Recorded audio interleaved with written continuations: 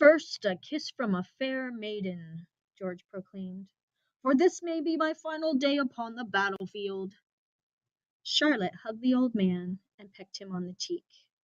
Seeing this, the tips of Kenny's ears grew warm.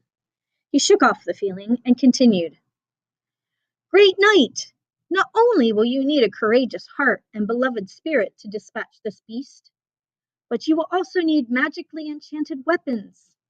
Say now, have you these instruments of carnage? I do, replied George, displaying his sword and shield for all to see.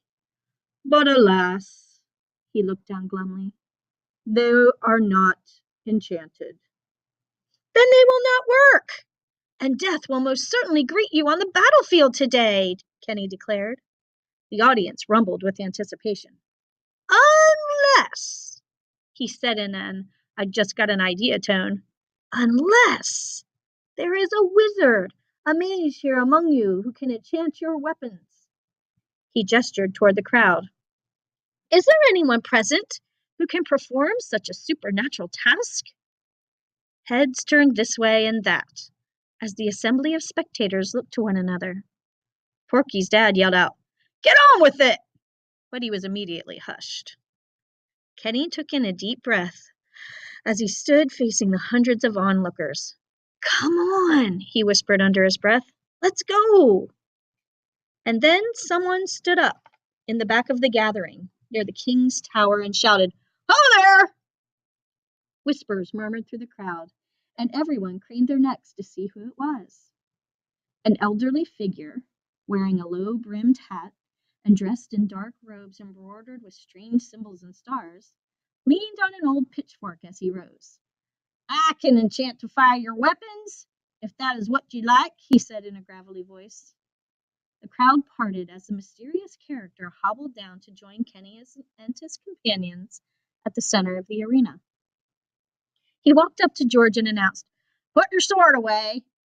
It will do you no good. Instead, use this enchantificated pitchfork. He rubbed the mud and dirt off the fork, revealing shimmering golden tines. He held the pitchfork high so that all in the audience could see. Pin the dragon's tail to the ground, he continued, so that ye may tie it in knot and defeat the beast. The wizard then pulled a bottle from his robes and poured the liquid contents onto the knight's shield. This will protect you from the monster's fiery breath. Now, he paused, looking out to the audience. Now you're ready. The mass of viewers burst into applause as the old wizard hobbled through them back toward his seat. As they congratulated and patted the mage with cheers of praise, Kenny could feel his heart begin to race. So it is done, he declared, and all heads turned back to focus on the little buck. Then there is only one thing that remains. There is? George replied in a puzzled tone.